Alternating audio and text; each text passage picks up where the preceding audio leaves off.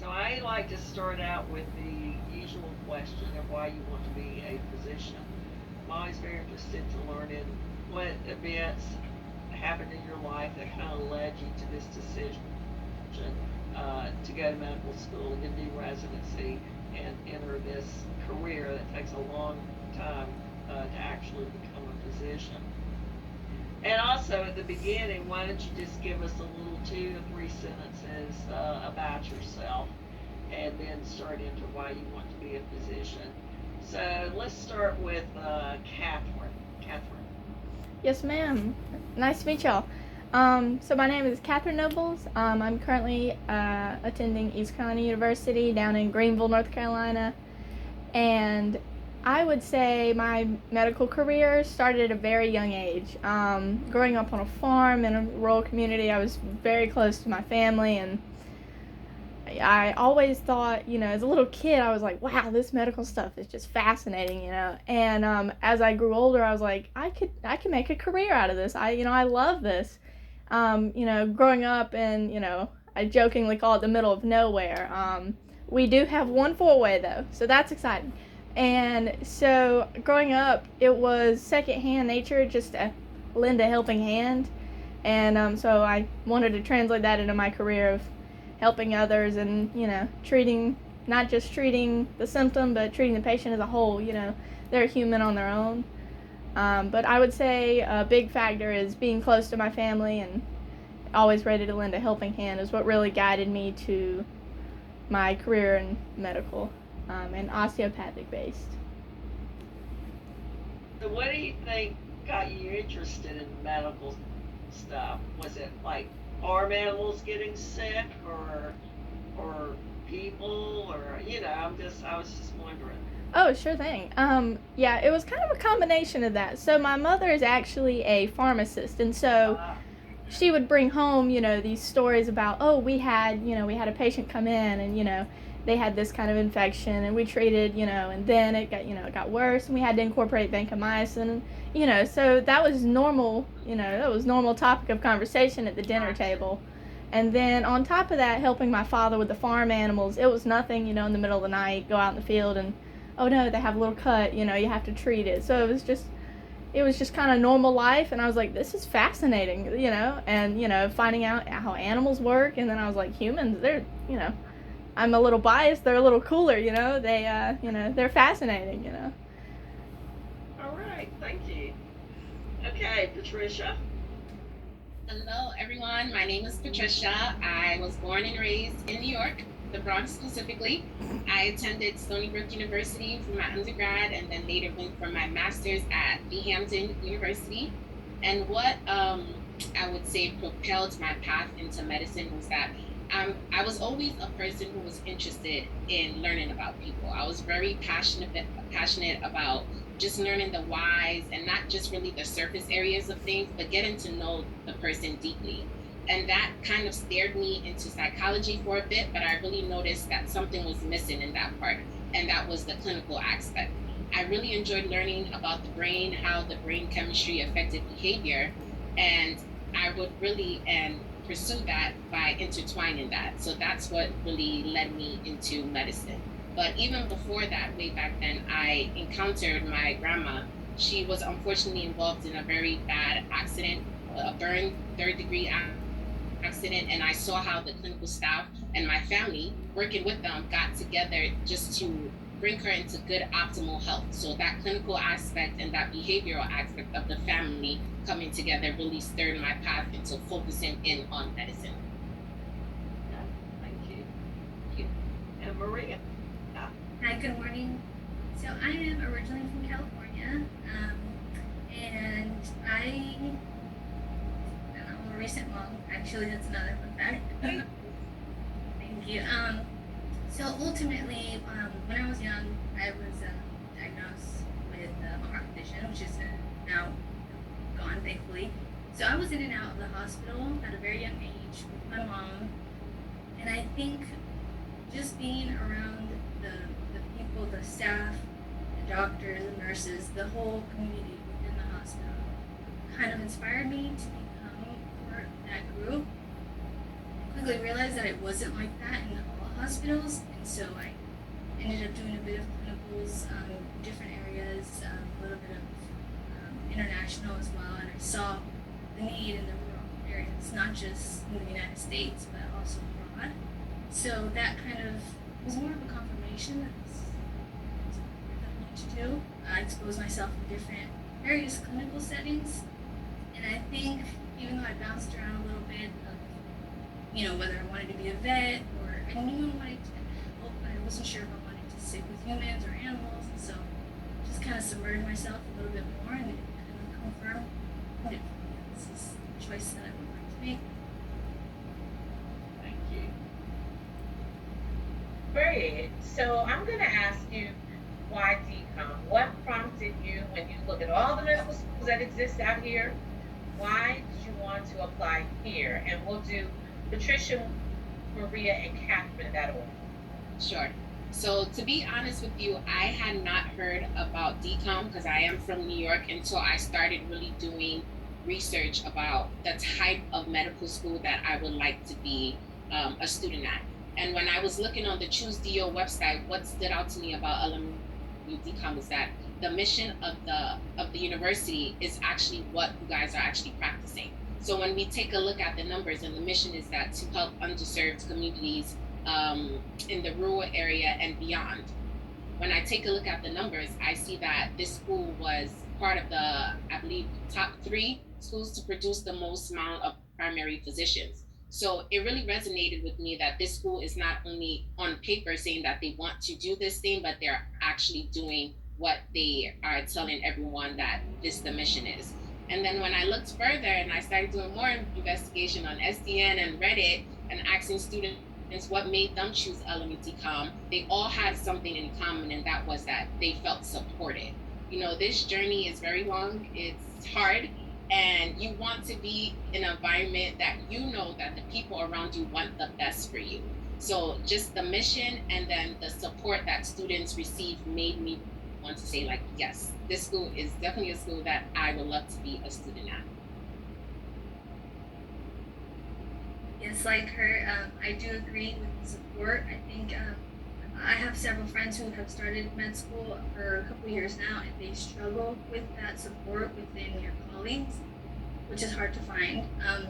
And so doing the post-grad program, which I did, previous to this, I found that was a huge reason for my success, unlike my undergrad. And so I did really agree with that, and that's the only way I see myself succeeding. So that, and then I think also just the rural focus.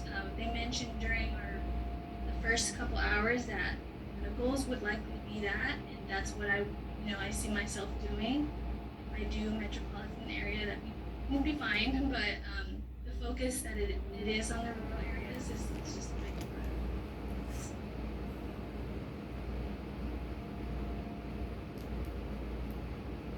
Catherine? Yes, ma'am. So for me personally, fortunately, I'm a little familiar with the area of Harrogate, Tennessee. My best friend from high school, we're practically sisters, she attended the undergraduate vet tech program. And I know a couple summers I had spent in Harrogate, and I absolutely loved it. And, a couple years later, I'm looking at medical schools, and I knew that I wanted to go into a DO program. I knew I wanted to go osteopathic, just a holistic approach. I knew that's where I wanted to go. And then when I was shadowing, the DO I was shadowing, she made a joke with me that I could see you being a doctor in the middle of nowhere, and a patient come by to pay you with a sack of potatoes and some eggs. And, as funny as it sounds, that's a win in my book. I would love to be a rural practicing medical physician. And then to finally sum it up, I noticed that everyone I talked to, whether, a friend of a friend or, accounts that I found online and, videos that I've watched, and just in my overall research, I found a common theme that Harrogate, even though it's a tough medical school, they expect greatness from their students, and I can provide that, but they also are there to support their students, and just as Maria was talking about the specialists that are working, you know, side by side with you to get you in the best place and the best clinical rotations. So I think LMU as a great school, great setup, and love the location and the sort of a hometown feel. Yes, I think this is a pleasant area to live in, whether you're in Knoxville or up here. Okay, let's start with Maria. Tell us about your biggest failure Biggest failure. and what you learned from it. Okay, I would say is asking for help. I think asking for help is a huge deal for me. I think it's because I feel like I already failed in having to ask for help, but I've come to realize that everyone needs help, whether it's school or it's family, you know, in some part of their life. There is always a struggle, and I think as I've seen with my prerequisites that I was able to complete, I for once got better grades than I anticipated, and I saw that I could actually be better with a little bit of help. And so I think that has been my weakest, but I am working on that, and I'm glad that that is being offered at your school.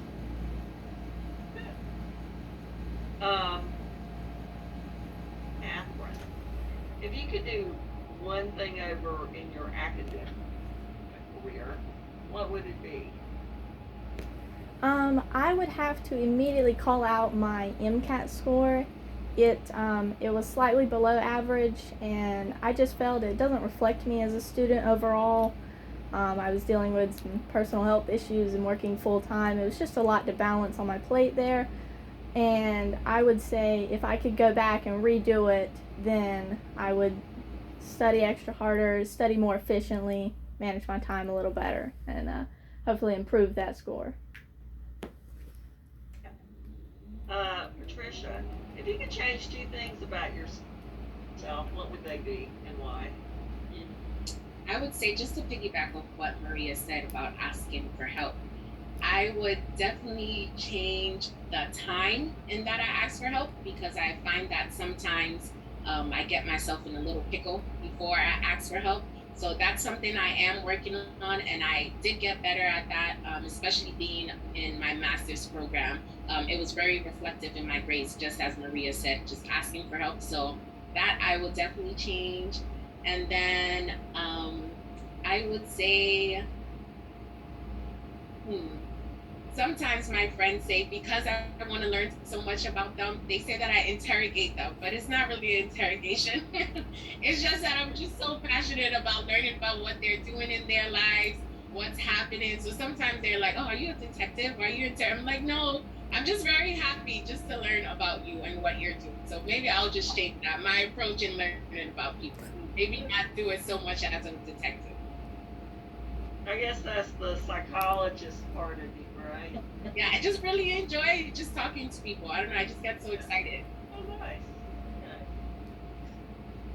Okay, so then I will ask a question for everybody.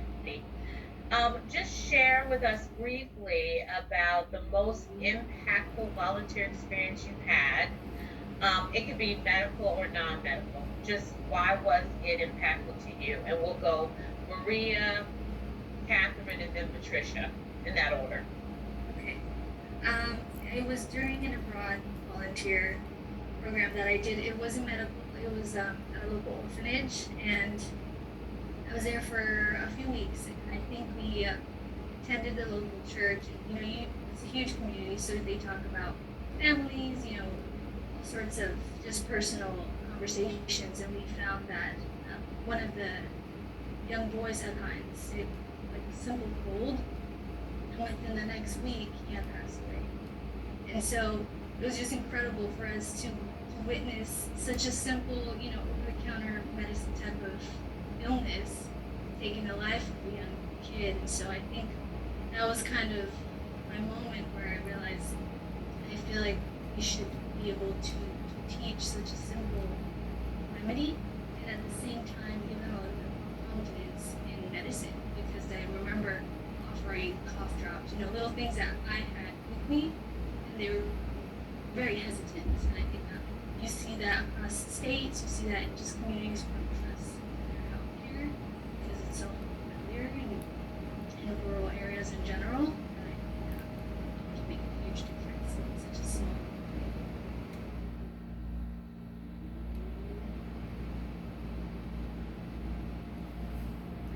community. So I would say probably the most impactful volunteer experience is actually quite recent. I volunteered at a local community clinic. It's called Pitt County Clare Clinic, and it's a clinic provided by the state funding, and it provides healthcare and medicines, and it also connects patients to state funding and state programs to help them out with patients that are uninsured. And most of the times I see patients that are kind of between jobs, and one patient in particular, she came in and she was complaining of headaches and just kind of feeling like a tightness in her chest, and it was actually affecting her work, looking at a computer all day. She's like, I can just she described it as feeling it behind her eyes almost. And so after because I'm an EMT, so I was assigned and I'm an undergrad student, I was assigned to getting vitals and kind of a basic rundown of the patient. And then the physician and the student doctor, like third and fourth year students, would go in and speak more in depth with the patient. And then we all would reconvene and kind of see what can be done for this patient. And the physician actually, they immediately knew off the bat of the hand, they were like, well, we can give her this generic, they can give her, and they even connected her to it was almost like a coupon code essentially, basically from the state for getting this medicine that would have been normally $50 to $100 a month to getting it to $4 a month, and that, that's simple, the doctor simply being able to, incorporate those state funding programs. That was just fascinating and we were able to help this patient just simply like that. And we could tailor her treatment to her lifestyle. It was something that was affordable to her. So that definitely opened my eyes to, oh wow, medical care, I know that it's for everyone, but it can be affordable. There's always options. So I definitely think that made a big impact. I would say for me, it was a couple of months ago when I started working as care coordinator. I'm a hepatitis C care coordinator currently now, and a patient was referred to me because he was a refugee from Ukraine and he was starting his treatment, but mid treatment, the hospital no longer accepted his insurance. So it was either we find somewhere else for him to go, or I work with him in getting a new insurance that the doctor and the hospital takes. And it was really a frustrating period at that time because I felt that, and he also felt that people were not patient with him because of his language barrier. And I had to provide the interpreter for him. And even though I was on the line, I can tell that people were a little hesitant in helping him because, like, let's say, if he didn't understand a question and the interpreter would interpret and then his wife would kind of help him too, that would be a problem. Or if he didn't understand the question and he will ask for it to repeat it, that would also be a problem. So it was really difficult in helping him switch the insurance, but I'm happy to say that we got him new insurance. He just finished treatment just yesterday, so I'm very happy about that. And I get to see in a couple of weeks whether or not he reached SVR 12, and I'm very hoping that he did. So that experience just, made me empathize more with people who come into this country or who don't understand English as their first language, and just being patient with them and helping them getting the access and the resources that they need to get back to their optimal health.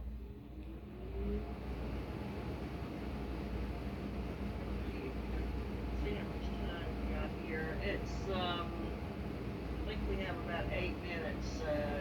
You have any more questions, Dr. Hamilton, or shall I open it up? I'll open it up for them to ask questions. So do any of you guys have any questions for us, or is there anything you want us to tell us that we didn't ask you, or anything like that? Just jump right in. This might be a weird question. Do you you know if the Harrogate has any kind of services like for families, like daycare or anything like that? I don't know the answer to that. Do you, Dr. Pamela?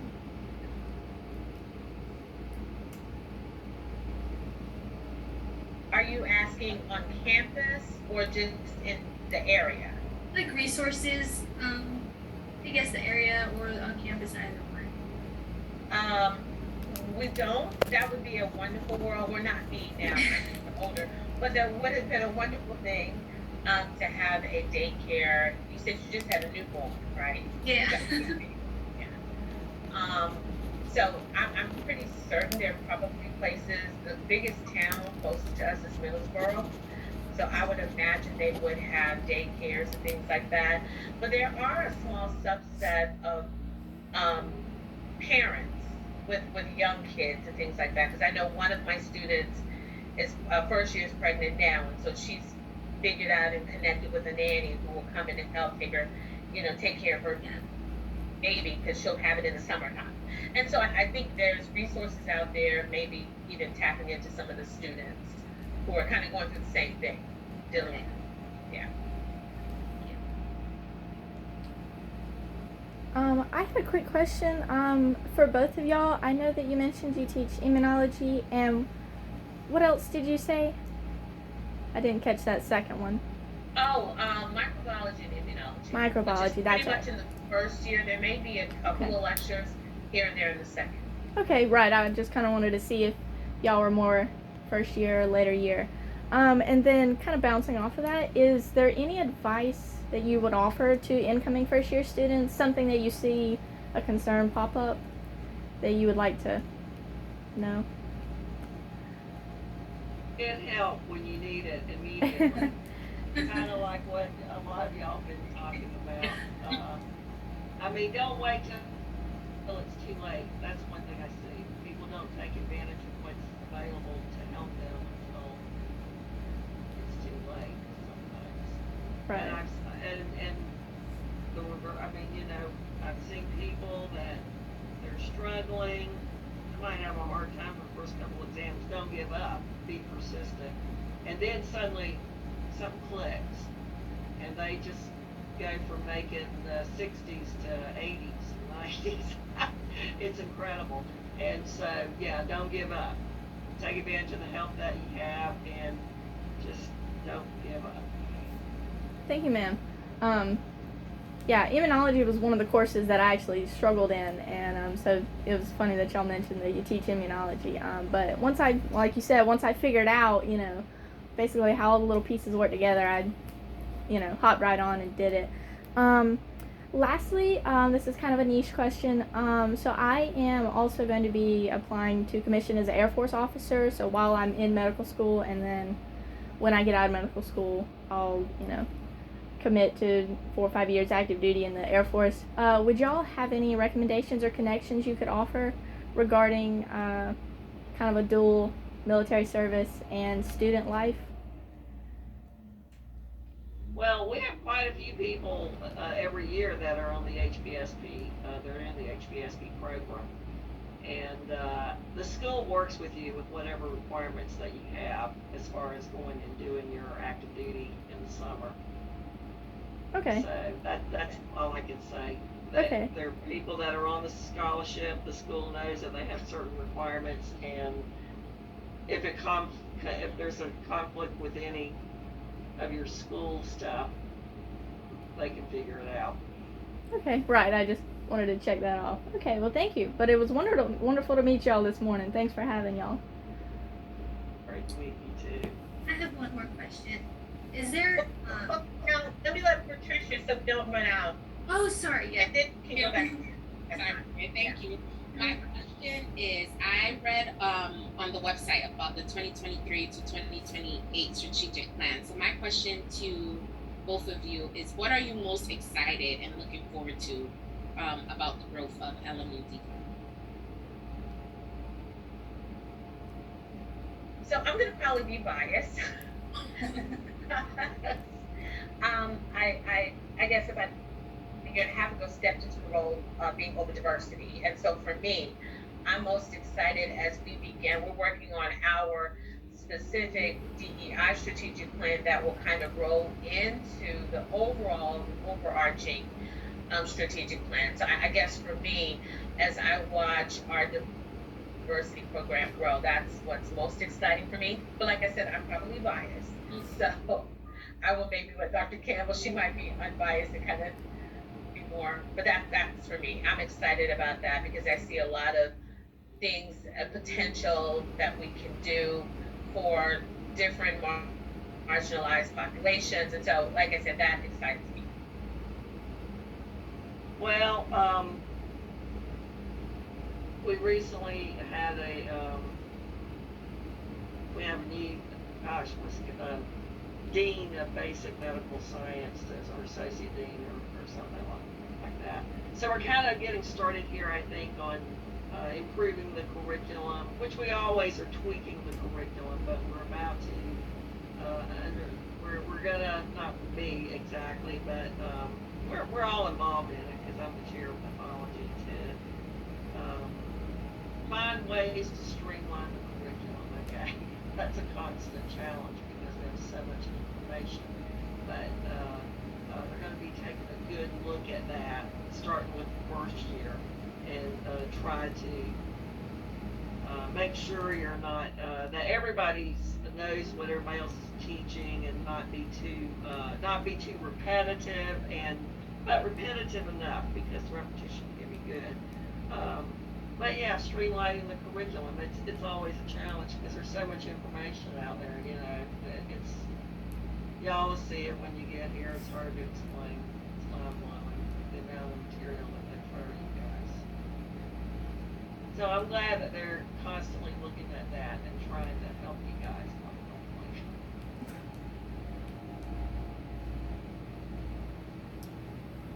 Well, we still have 6 minutes, so. Okay. Yeah.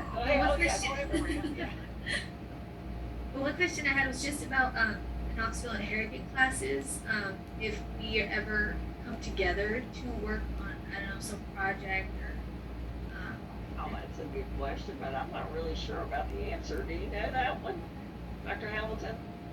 I don't think there would ever be a time class-wise, but now we typically, for our different organizations, we have a Knoxville chapter and a Harrogate chapter, and sometimes the organizations will collaborate to do various things. And in fact, we're trying to get them to do that a little bit more.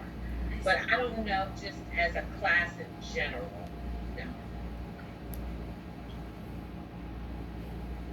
Just a curiosity question. I know earlier they were talking about how they use MediaSite to broadcast the lectures, and they also encourage professors to drive or, you know, kind of just move campuses and be available on the different campuses.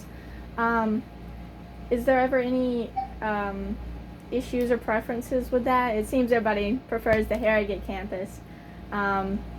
But is there ever any concerns with that, or, you know, where you've noticed that you don't really feel like traveling and, you know, you have to adjust schedules with that, or?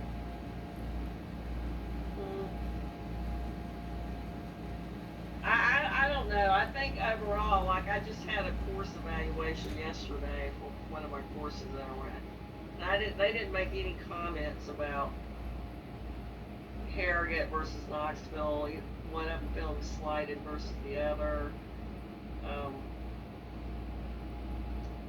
I don't know. No worries. I have to ask the students. Is that what you're asking? Like, Just kind of getting the professor's viewpoint on what's it like, you know, switching campuses, or. Between two campuses. Right. Is that any, you know, does that cause any it. issues, you know? No, surprisingly, no. I was really worried about all that. Right. You know, before we started it, because it was only Harrogate, of course. So yeah, I was worried about it, and I didn't need to be, really. I mean, we live stream the lecture. You know, if we're teaching at Knoxville live, it's live streamed up here, and vice versa. Of course, all of our lectures are recorded on MediaSite, like you said. Class is not required at this point in time, and I don't know that that's going to ever change, even though we discuss it periodically whether or not we should have class attendance, Right. required class attendance, but we don't. And a lot of students don't come to class and they listen to media site. Obviously, you're required to go to labs and any kind of hands-on thing, of course. But I haven't seen a big problem. I mean, sometimes in Knoxville, they'll complain about they can't hear, or there might be some audio difficulty or something like that. I don't know, but we get Right. IT to come and help if there's anything going on technologically. That's a problem. Right, But right. for me, as a professor, it has not been a big problem uh, at all. So I'm pleasantly surprised. That's what I would say. Pleasantly surprised that, because I was scared to death when we were going to do this. I'm like, oh, this is going to be horrible. I'm one of these people that's not crazy about change anyway, but it wasn't that bad. Right. Everything was a lot smoother than I imagined. Actually, what happened was COVID, okay? Yeah. That And, that is a we big ended one. up doing all our lectures online anyway, on Collaborate. Like I'd see it right here, like in front of my computer, and give a lecture to nobody. You know, I knew they were there because of the chat thing, you know. So I'd be talking to my computer, and so I would have to say when we finally got back to normal, and then we started actually Zooming lectures or live streaming lectures for the two campuses. It was great.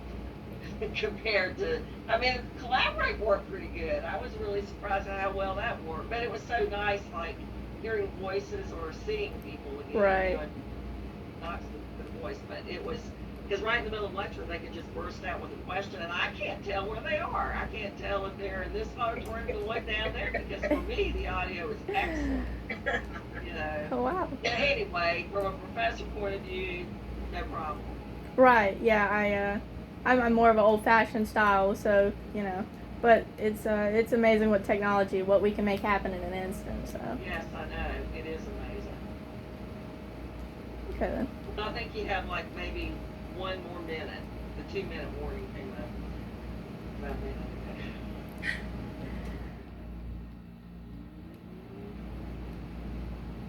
I guess I'll ask the last question. So, being that I am from a big city, what advice would you guys give to someone who's, you know, or having the potential to move to a big, drastic, different environment? Like, Well, you're from I- New York. That's yes. gonna be big. Manage my expectations. Even Knoxville will be different. Yeah. Yeah, we think Knoxville's a big city, you know. So, but I don't know, because I've never. Well, I lived in Memphis. That's the biggest city I've lived in, and I'd always lived in small towns. And then when I went to Memphis, it was a kind of an adjustment, all the traffic and everything. But I really loved it. When I had to move 5 years later, I was like, no, but I had to for my job. But I really love being in Memphis. So I don't know. There's a lot of things I know you're gonna miss about not being in New York. So. I mean, that's the place to be, right? But you'll probably find things like, Depending who you ask, a lot of people are trying to leave New York. I would say I don't picture myself raising a family here. So, you gotta love Knoxville. You gotta be more intentional about your planning, because stuff, you know, things close. They shut down at certain times of the day. So you gotta be intentional. I gotta go to the grocery store this time. Or if I, you know, that's the biggest thing I think. Or if you want X, Y, and Z, you may have to drive to Knoxville. You may have, you know, to me, it's just a more planning, because you can't run down the street. yeah, there's no deli. I can't go to the corner store real quick. You know, there's no deli that's open at midnight. Yeah. Definitely. When the sun goes down, everybody closes shop. Yeah, I understand. Yeah. I lived in DC, and I remember going out to eat at 1 o'clock in the morning. There's just nothing, none of that. Well, I guess better for all of us since we'll be studying anyway. Keeps us out of trouble. Well, I got the notice. Y'all have to go back to the main room. It was really nice talking to you. Nice talking Yes, to ma'am. you. Pleasure to meet you, Dr. Campbell. Pleasure to meet you, Dr. Hamlin. Maybe I'll see y'all on campus. Okay. Yeah. Take care. Take care.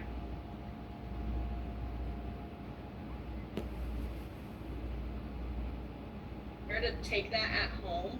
I have plenty of friends that we would have Thursday off, so they would fly home on Thursday take the test at home Friday. That way they're already home for kind of that whole week, Right. whether it was fall break or spring break. So there are really easy ways to kind of maximize it. My biggest suggestion would just be to make sure you are caught up before you get back, so to say. Because some people kind of take that whole week before break and they're really lax on it, but that makes for a very stressful time. So there are really easy ways to kind of be able to work your time, especially with how we're able to do so much online, and just kind of go home early whenever we have an afternoon off, and then do that stuff for the day at home. That's what I found the most helpful. Okay. Yeah, there's definitely different strategies, whether if you're in class, because each class is 50 minutes, followed by 10-minute break, and then you have the next class, right? So, if you're more of a class goer, definitely there's breaks incorporated, and then there is a lunch break for an hour, so 12 to 1, and then there could be either a lab in the afternoon, a mandatory Zoom meeting for EPC or LPP, or there would be another class. But the breaks are pretty good, and normally a lot of the students, after they finish watching the classes, whether it's in class or in Zoom, they go work out. There's a nice gym here in the undergrad campus. There's a lot of gym other options in Middlesboro and the Cumberland Gap that you can kind of sign up for. Definitely always prioritize, like I said, your mental health. Definitely go for a run, because let me tell you, you will work more efficiently when you get back. So there's always time to do stuff, Thanks so much. of course. Prachi? Piggybacking off of that question, from both of the locations, how far is the airport, or like, drive-wise, I guess, yeah. So from Knoxville, I'm not exactly sure. Do you guys have one close to you in Harrogate? Unfortunately, no. You have to Okay, drive an hour and a I half. might be able to answer it. Okay. So I'm gonna say I live in Knoxville. Gonna say the kind of the main highway to get to Tyson McGee Airport. It's on Pellissippi Parkway, which is where the LMU DCOM school in Knoxville is, like right off of it. 15-20 minute drive to Tyson McGee. Probably about an hour and a half, hour 45 minutes from the Harrogate campus. But I'm not sure if there's any closer airports kind of more north of that. That's what I was gonna say. Was Sorry that to we're about interject. 15 minutes? Oh no, you're good. We're about 15 minutes here in Knoxville, just because that is where the airport is. And I was pretty sure that most of Harrogate students also flew in and out of Knoxville, but Correct, yes. We drive an hour and 30, depending on traffic. But the beautiful part of a driving is that you see the beautiful views of Tennessee and the mountains. So you're definitely distracted. Time flies like this, so an hour 30 can be like 30 minutes. So it's not a problem. Normally, the good thing about traveling, especially when you come back to Tennessee, is that you can do your grocery shopping in Trader Joe's, or you can go to Target, which there's no Target in Harrogate, but I do love Target. So you can do your grocery shopping when you come back, which is awesome, because I do it and I will order food for a month, and then I go back to Trader Joe's the next month after an exam. So it's something that there's a pro and there's a con to it, but it's not a make or break. Like either yeah. way. And I will say, like, kind of just with the airport, like, since it is in Knoxville, that means that the drive from the Knoxville campus to Harrogate is also an hour and a half. So Right. there's not very many things that you do have to cross over with, but I know, like, personally speaking, involved with a professor that does research in Harrogate, even if you have to drive up to Harrogate or drive down to Knoxville, the drive is an hour and a half, so it's not bad at all. There's other airports too. Like I know, like a friend of mine took the Lexington airport once, where someone had to drive all the way to Cincinnati, which I think it's 2.5, 3 hour drive. But that's like the definitely last resort.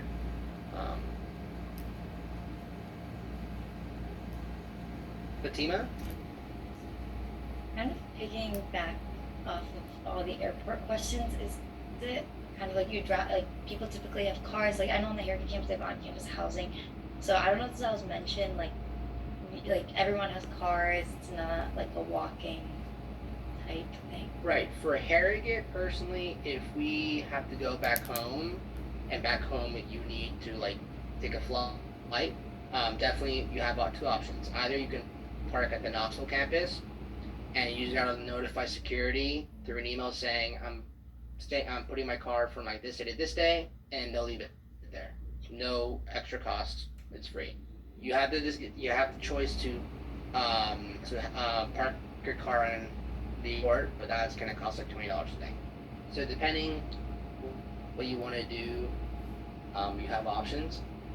Like we emphasize, yes, you need a car for both campuses, especially Knoxville, because there's a lot of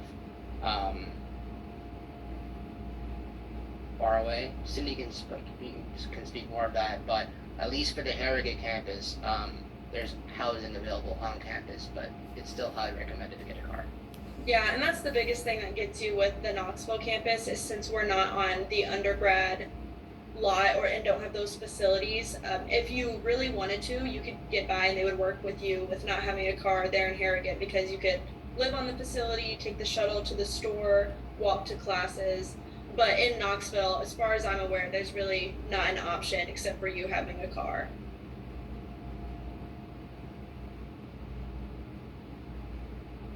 Arnica? Sorry if you already answered this question for other applicants, but I just came back to this room. My question is, you get an option to either go to lecture in person or do it at home, where you get like the recorded form of it. What do you guys do, and what do you see other students prefer? And also, what is it like for example, if you're in Knoxville and the lecturer is in Harrogate, what is it like to attend an in-person class at Knoxville when the lecturer is in Harrogate?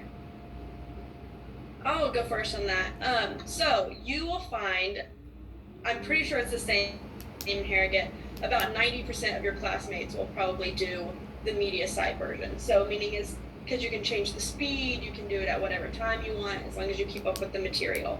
So about 90% in Knoxville do it online. I prefer to go to lecture because as someone who doesn't have every minute of her day scheduled out, that kind of structures it for me. That way I'm able to get in all my classes whenever I'm supposed to, and then kind of the rest of the afternoon is mine.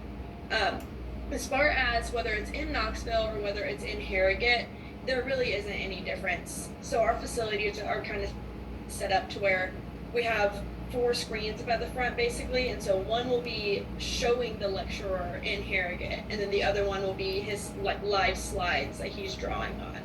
So whenever you're there, there's really not much difference as opposed to if a professor was right in front of you. They also have these like speaker systems to where you just press a button and your question will be live like over the speakers in Harrogate. So even if you did have a question, the professor over there can hear you and will answer you. So to me, in person, there's really not much of a difference. Cindy just answered my question. So yeah, that's basically pretty much it. You have a lot of the students, they do media site because you have control like the speed of the actual lecture.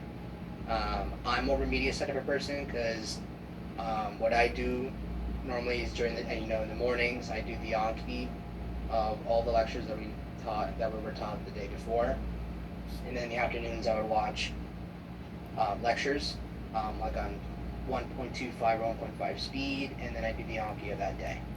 Then I do tutoring if I have enough time. So it just depends on what you prefer, what you can do. But definitely, I would encourage going to class at least the first week to have a sense of like maybe going to class it works for you or if it doesn't. Perfect. Thank you both. Of course. Emily? Yeah, could you just both walk me through like what a day-to-day schedule is like for both of you about like, when do you wake up roughly, when do you have time to eat with your peers or go exercise or work out, come home, and when do you sleep? Because I feel like that's one thing that I'm a little worried about as someone that does like 9 hours, and just want to know what you all think about that. Definitely 9 hours is doable. I'll just put it that way. You just got to make it work. So for my day-to-day, I wake up around 7:30, and I would do the Ankis for the material that was taught the day before, so for repetition purposes, and then that would take me about depending on the day, take me about 2 to 3 hours, and then by 11 o'clock I would watch one lecture at like 1.5 speed, and then I would have lunch for about an hour. So depending on the weather, so if it's nice outside, I'll definitely go out and eat with my counterparts, and then I would finish watching lectures by like maybe 2:33, and then I would do the Anki for that day. And Anki takes a lot of time, but definitely you make it work, and it gets easier as you do it every day. You have to make it a habit. And then I would just do tutoring for about 4:30 to 6, and then I would play soccer with friends, whether it's through IM or just for fun. And then I would just eat dinner around like 8 o'clock, study a little more, and then call it by 10:30, 11. But it all depends. As you get closer towards the exam, I'm definitely working like 12 to 14 hours, just studying. Yeah, I mean, mine's pretty similar. I will say, as a fellow sleep girl, I do love sleep, so I get about 9 hours a night, and that's my like minimum. I just don't kind of want to function if I don't. So I wake up around 7:30. I'll eat something quick for breakfast. I'll do my lectures, normally from about 8 to 12, because that's when they end, typically, is my lecture time. And then I'll have a good lunch break, because 4 hours of lecture is very dense, and it's not very smart to just start studying right after that, because you're going to be exhausted, you're not going to retain anything. So typically I have a good lunch break. I give myself 2 hours. I'll go home, I'll watch some TV just to kind of take my mind off things, and then I'll start back and I'll review the material from that day or do flashcards until about dinner. And then I make dinner, and that's pretty much when I call it quits every night. Like Hakabo said, like the closer you get to a test, and like just kind of like always, the closer you get to a test, kind of a little bit longer days you're putting in. But if it's not super stressful, I typically call it about dinner, and that's where I have dinner, I relax, and then I get my good sleep for the night. So I would definitely say, don't worry about it. You can make it work. Agreed. Bailey. Yes, so I had a question. I know Dr. Cook talked earlier about preparing for complex exams. Do you know if there's any help given to preparing for STEP exams as well? Sydney, you want to answer this one? Yeah. So again, that's kind of like rotations. We just learn more about that as we go, because we'll kind of ramp up worrying about boards at the start of next year, since we're first years. But as far as I know, for board prep exam, they do give you access to several question banks. Like there's one large question bank called UWorld that LMU does give you access to, and several other resources that are like videos to explain, or whether it's those huge question banks. And then I'm not sure if you were in here earlier whenever I was talking about the curriculum that LMU has. Well, it's more of like a block style exam. So basically we take about 3 courses at a time, and then we test on all of those together. Okay. And that's very, very similar to how they will ask you questions in boards. So overall, during your first year, as long as you are focusing on your classes and actually learning the material that's being presented to you, taking tests in those fashion are actually preparing you very well for boards. So I would say that they kind of get you used to the format, and then second year is whenever you incorporate knowing how to take those tests with those question banks that they give you. So they do try to make sure that you're pretty prepared. Got it. Thank you. And I believe, I think Ms. Harris or Ms. Mace can correct me, but they give you like a preliminary exam before you start. You're studying for complex and STEP to see whether taking just complex can work for you or taking both can work for you. Whether you need more studying time or whether you're okay studying for a month and then you can take it. So that just depends on you. I know people that study for that religiously and that they do well so that they can study less. in the summer, so that when they finish their, when they finish studying for the COMLEX or STEP, they can have a little time to breathe before they start rotations. Okay, thank you. Of course. Yeah, that's what we call our ComSci exam. So it's really to judge if you're ready to go ahead and take boards and Zipper boards. I will also say that COMLEX and USMLE is very similar. The only difference is really that the COMLEX is going to have that OMM, OMT compartment to it. So if you're studying for COMLEX, you're going to be studying for USMLE at the same time, if that makes sense. And a lot of our students that choose to take the USMLE, they'll take that one first, and then like 2 to 3 weeks after they'll set for COMLEX, so they have that 2 to 3 week period where they can just focus on OMM, the OMM portion of the COMLEX. Thank you. Jacob. Hi, I don't know if anyone asked this, I just kind of got back from the breakout room a few minutes ago.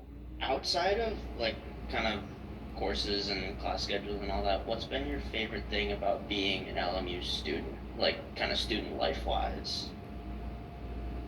I would say here in Knoxville, I think the more you learn about both campuses, you'll kind of know some positives, negatives. I don't know. I don't really think that there's a lot of negatives with either campus, but just by the proximity, I think that it's easier for the Harrogate campus to kind of feel closer, just because they're a lot closer just there. But the Knoxville campus, my favorite part is they do try to incorporate a lot of student activities kind of in the midst of your schedule. So that's my favorite part about the student life is through LMU. I've actually, after a test, I've gone rock climbing. They did a big whitewater rafting trip. They did skiing that I also went to. They bought a lot of haunted house tickets that I got.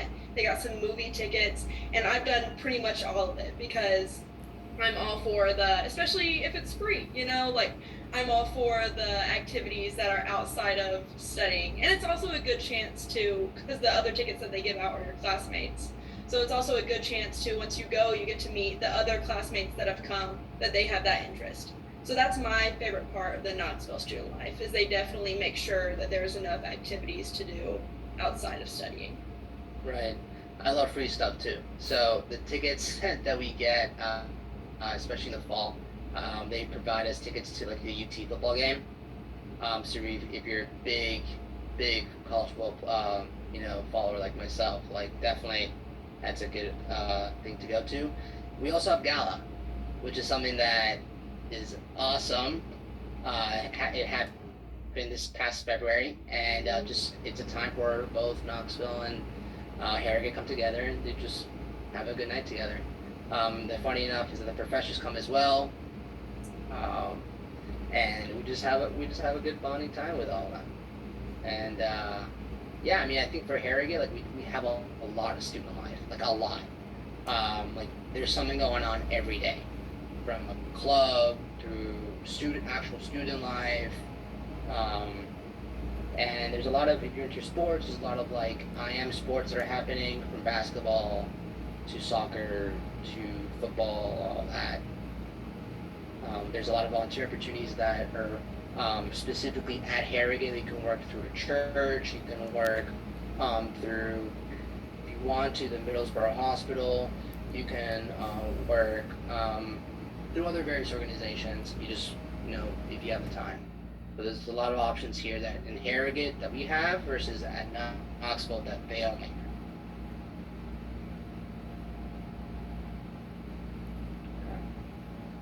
And Chad. Hey, so kind of circling back to what you were saying about studying resources, like your schedule for the day, you mentioned Anki. Are there specific Anki decks for the curriculum at LMU, or are you just finding like generalized, system by system decks? So the beautiful thing about LMU is that our second years take their time and make the Ankis. And normally, the curriculum that they had is similar to ours. So not every class is going to be in every single block the same as last year, but for the most part, all the Ankis are there. If not, Um, I've been taught from my counterparts how to make my own decks, and I do that just because like I like spatial repetition, so like it saves time for me to study personally. But I have friends that use Quizlet. I have friends that there's professors like Dr. Babos, who's awesome for farm, that she provides like her own like study guides, and it's something that like it takes stress off you because it takes less time to make those cards. But definitely what I would do personally, if you're into Anki, definitely I would find a group of people that would like to make decks and kind of like designate each block or each class. Okay, you'll do this deck, Anki deck, and then you do this Anki deck, and then from there, by the time you guys finish, you know you have a lot of time to study. Okay. But there's a lot of options. And kind of a follow-up to that, I'm going to be taking organic chemistry to finish out the prerequisites as a summer class. I know that it's probably seems like eons away, but I'm going to say, did you have any resources for organic chemistry that you would recommend? What textbook are you using? Off the top of my head, I'm not certain. Okay, so I definitely, there's like a handbook, like an organic chemistry handbook that I use that basically summarized all like the pathways, all, you know, forgot the name of it though. Organic chemistry as a second language. There it is. There we go. Fantastic. Thank you so much. Use that and definitely practice. Like do a lot of practice questions because that's how you will learn. And I'm just gonna add to your question earlier, just for anyone that may be wondering. I don't know how, I didn't really know. I wasn't really familiar with Anki before I got to medical school. And so I'm not an Anki girl. That is not how I learned. That is not how I gave it a shot. I didn't like it. And it gets a little discouraging whenever you get here and like everyone is like, just do the Anki, just do the Anki. So I kind of just wanted to make sure that everyone knew, like, even if that's not how you learn, that is okay. Like, I've gotten completely around not using it. It is a very good tool that a lot of people use, but you can definitely get through the curriculum without using it if that doesn't work for you. 100%. It's depending on a person by person case. And just another question that I've had asked before that I just wanted to answer just in case. If anybody's wondering if you like need an iPad or kind of what materials you would need to start this program, that's another thing. It's a great tool. I know a lot of people that love theirs. I've gotten by without one. So like you can definitely get through this without an iPad, without kind of all of the gadgets. You can do it with whatever. Right. And if you have an iPad, definitely you can download I forgot the app. Like Notepad, Notability, that's it. Notability, where you can basically just download the lectures on the app. And then what's cool about it is they can actually like draw and take notes on the slides. And then you can go back, you can make your own notes on Notability as well. That saves a lot of time. But I was also like Sydney, like in the beginning, I was like screw it, like I'm not using my iPad, I'm just gonna like type in my notes and all that. But that's something that just didn't work for me personally. So having an iPad, it's not a necessity. You don't need it. If you're used to writing down notes or typing down notes, go for it. Whatever works for you, go for it. But for me, it's like if you think an iPad would work, I would recommend it. Thank you. Of course. And Morgan. Hi, so this is more for Sydney. You mentioned you're not really an Anki person. For me personally, I tried Anki. I'm still like not entirely sure how I feel about it, and I don't want to like start med school just trying to figure out Anki. So what are your personal study habits? Because I'm more so gone like the Quizlet route, but I know that doesn't give you the same spatial repetition. Yeah, so it is just kind of figuring out throughout the semester. I was in that exact same boat in that I tried Anki, and I think that what kind of annoyed me the most about it was I felt like I didn't have time to start med school and figure out kind of how it worked, because there's all the settings and all of the like make a card disappear. I was just not trying to do that. So a big chunk of what I do for all of the memorization is Quizlet. That's actually what I use. And like Akabo said, like just like there's the Anki decks that are made, there's a ton of second year resources that are already Quizlets to our specific courses that have been made. And I find that it's about the same kind of timing and recognition. I actually like it better because I like to, no matter if I feel like I know it or not, these concepts are hard, so I don't really like a concept to completely go away for like 2 days. I don't mind to just answer it again in my head and go on to the next one. Or like they have the matching up. That's actually what works best for me. That, and I kind of make study guides over the lecture objectives, which is what you'll learn about more. Every professor at the beginning of each PowerPoint will give you lecture objectives, and they're basically the questions that they want you to be able to answer at the end of each lecture. And so I found that if you kind of work off of those, that you're set up pretty well for the test, because that's what they want you to get out of it. Yeah, and just to add, like, just make sure that you're not forgetting the material that you learned a couple days ago. So if it's by looking at the Quizlet again and doing it, that's your own Anki way of doing it, you know? So, or maybe if you want to study with counterparts, which I do, and talk it out, I do that almost every day for at least 2 hours. And I would write up questions that I have on the lecture, and then maybe someone who understands it can answer it for me. There's just many routes of spatial repetition. I prefer the Anki route, but definitely the Quizlet or studying with counterparts or having a huge whiteboard in your apartment and like just writing everything out. Whatever works for you. All right, awesome. Thank you so much. More person. Sidika? Yes, so my question was, how long does it take you to either make like an Anki deck or a Quizlet of a certain topic? Because I tried that while studying for MCATs and it was just taking too much time. So I had to find other routes of using spatial repetition instead of Anki. Yeah, it is kind of similar in the sense that just like with the MCAT, you probably felt kind of overwhelmed with the amount of material that you were trying to get into these cards in such a short amount of time. I will say with ours, it is doable to make your own decks because I've done it, but you do have to take it by lecture basis. Like as soon as you have the lecture, if you're trying to make them, I think that you have to make those cards then. I don't think that it's like a week before the exam, make 20 lectures of cards. Like I think that that's where it just gets overwhelming and undoable. So I would say you definitely can, just make sure you're on top of it with it. Agreed. Just the good thing about LMU is that there's a lot of decks that are already made for you, so you don't have to take the time to make the deck. But if you're the person that wants to make your own particular deck, I know individuals in my class that do it, and they still find time and they still do well in exams. It just depending on what you want, depending what makes sense for you. Perfect, thank you. Of course. Chad.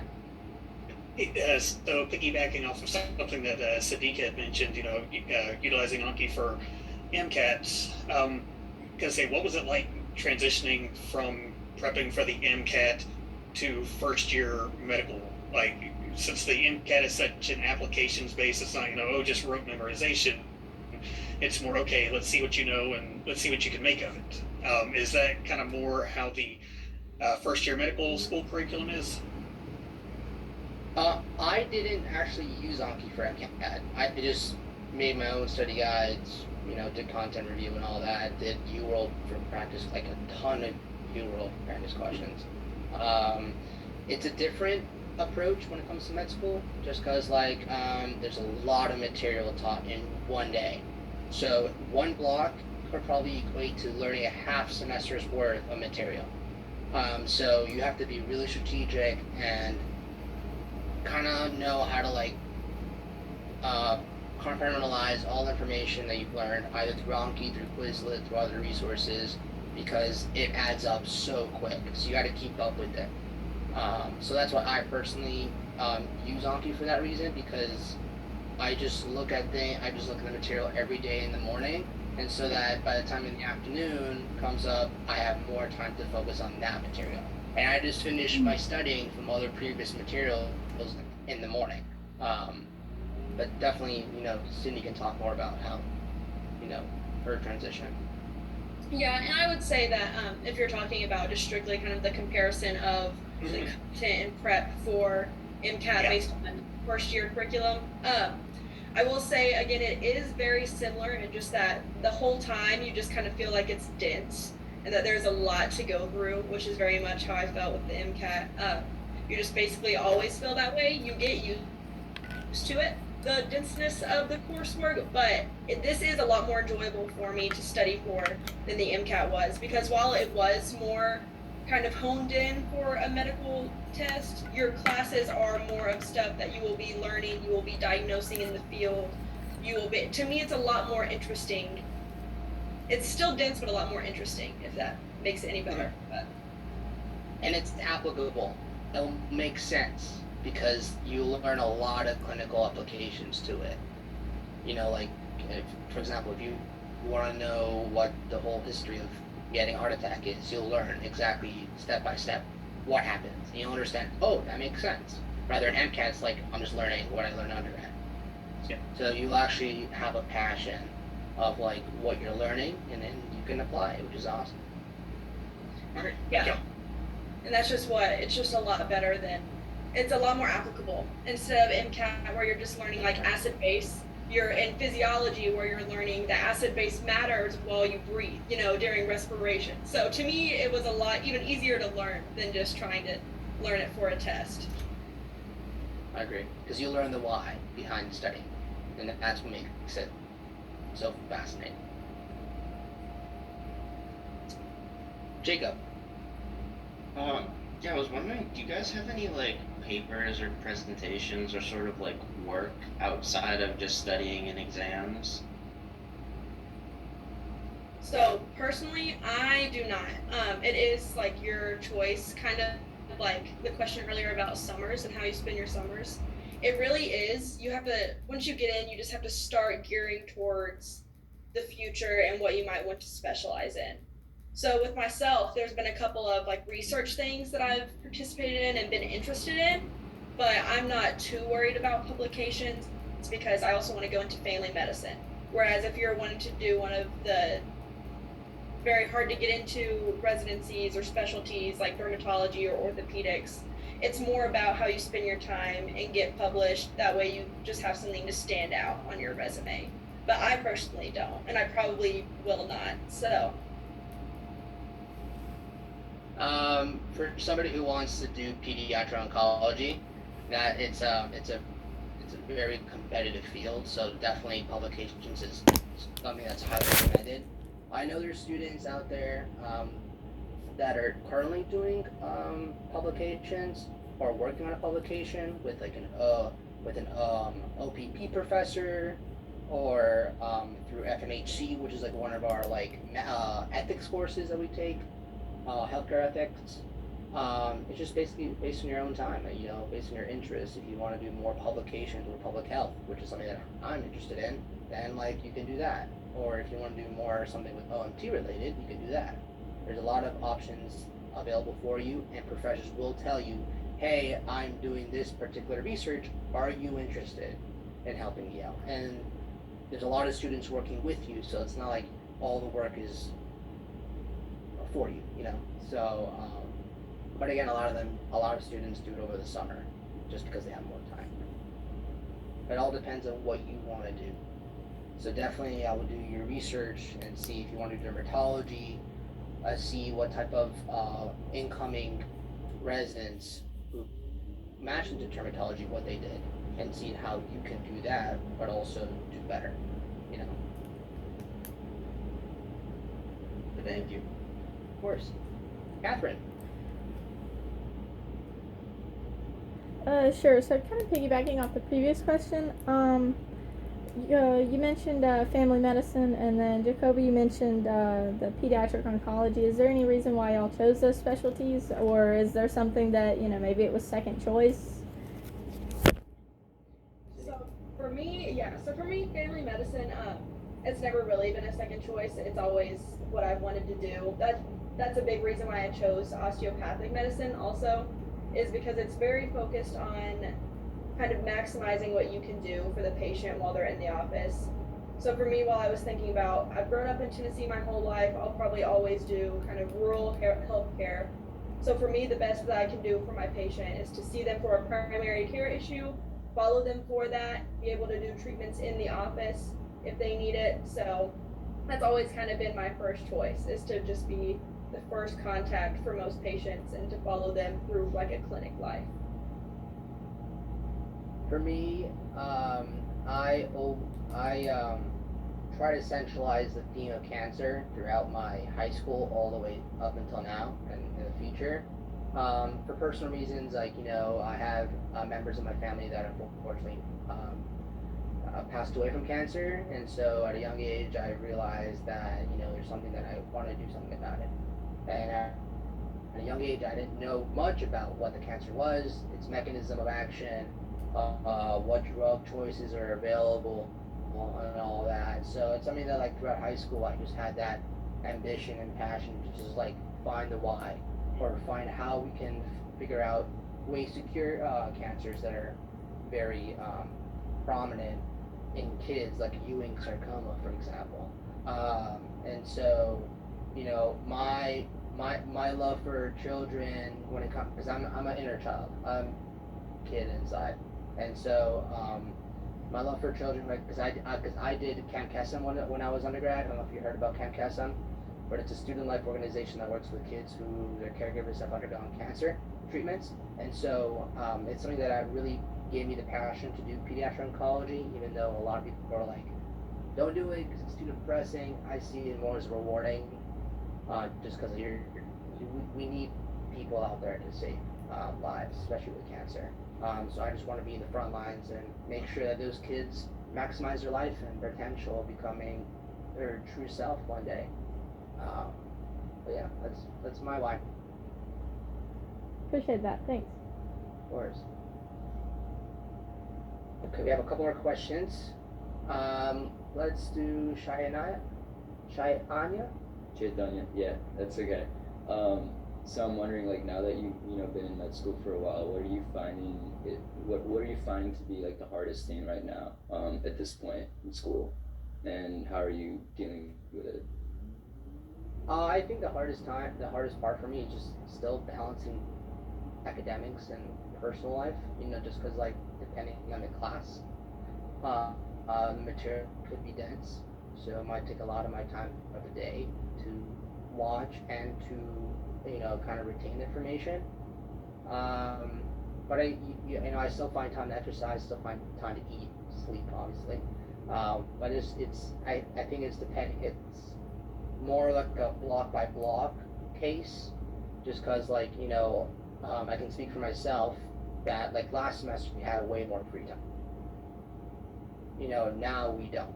Now we have like 6 to 7 courses every day. So by the time you're finishing with lecture, it's already 2-3 o'clock, right? Whereas last semester you're finished at 12 almost every day, and then you have lab. And lab's basically a class itself, but you actually learn, right? So now it's more like you have less time studying. More time studying because we have more classes, but also we have like less time, so to speak, less free time than we had last semester. But again, it depends on your strengths and weaknesses in a particular course. Yeah, and I would also agree that it's very situational. Like, just like he was saying, I mean, we technically do have more material this semester than we did last semester, but it's a lot less stressful for me. I had a lot harder time last semester kind of acclimating and getting used to kind of my routine and getting everything down. But to me, even though it's technically more stressful, this semester has felt better to me. So I think it just kind of depends on how you look at it. I agree with me. I think this semester is way better than last semester, just because you kind of have a routine of how you study. And a lot of the material that you learn is actually applicable. Whether as in biochemistry and anatomy, it is somewhat, but not as much as the material that you're learning this semester. Adriana? I'm sorry if this was already mentioned, but by what year do you typically have to decide on what you want to go into or specialize in? So you're not deciding until after rotations. So like I'd say latest is probably beginning of your 4th year, whenever you're looking at kind of applying for residency interviews and looking at residency. They really don't want you to fully decide on what you do until you go through rotations, especially if you've never really been in a hospital setting. They want to give you that time to go through and be with each specialty to kind of nail down what you do like in your mind. So you have a while. You have all the book work, you have your first year of rotations. So pretty much the first 3 years of school is you trying to decide. Okay. Thanks. And then Chad, did you have another question? Yeah, is it, how do you pronounce your name? Is it Jacobo? Jacobo. Jacobo. I guess with all of the pediatrics focus that you're wanting on, have you ever heard of the Extra Life charity? No, I have not. Tell me more about it. So, gonna say the way that I'm involved with it is, gonna say I'm a huge nerd. I like to play Dungeons and Dragons, but it's basically groups of people that will come together. Gonna say one of the local sports bars here in Knoxville does an event second Saturday of every month, which raises funds for the Extra Life Foundation, which is it's partnered with the Children's Miracle Network. Our local kind of feed in is the Children's Hospital, but it's kind of raising funds for for resources for hospitalized children to get to be kids. So wasn't sure if you had any. Oh, sorry. No, you're good. You're good. Thank you for the information. Definitely, Extra Life I haven't heard about much about, but we did do like Relay for Life. We still do Relay for Life through HEMONC and the Pediatrics Club every year. We're planning on doing that this upcoming academic year for you guys. As well, I know in undergrad I did dance marathon through CMN, so that was a lot of fun. We're trying to incorporate that also, at least for the Harriet campus next year, but we're trying to also get Knoxville involved as well. There's a lot of stuff. There's a lot of stuff available for you, whether you want to do dermatology, family medicine. You can go to conferences. You don't have to be a specific member of like the committee. You can just go, and the school will help you with reimbursement. It's definitely a good way to network, and hopefully, maybe one day the person that you met at the conference can be your preceptor. So you never know. All right, thank you so much. Were there any other questions just before we got off here? Because I think that our time is about over. No question, but thank y'all both for coming in and answering a million questions we had. Thank y'all. Yeah, thank you. If you guys have any more questions, I think Ms. Harris can send us our info, and then you just can ask away. Yeah, I appreciate our student ambassadors. I typically have them down for an hour, and I just let them keep going. So thank you all for being on here for longer than you were supposed to. I really appreciate it.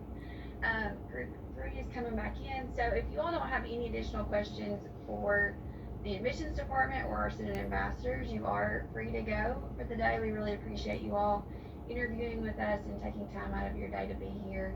I will be sending out a follow-up email here in just a moment with all of the contact information from today, PowerPoints, and some additional information about the university itself. So if there's no questions. Hope y'all have a great weekend, and we hope to see you all in the fall. Thank you. Thank you. Thank you. Thank you. Y'all have a good weekend. Thank you. You too.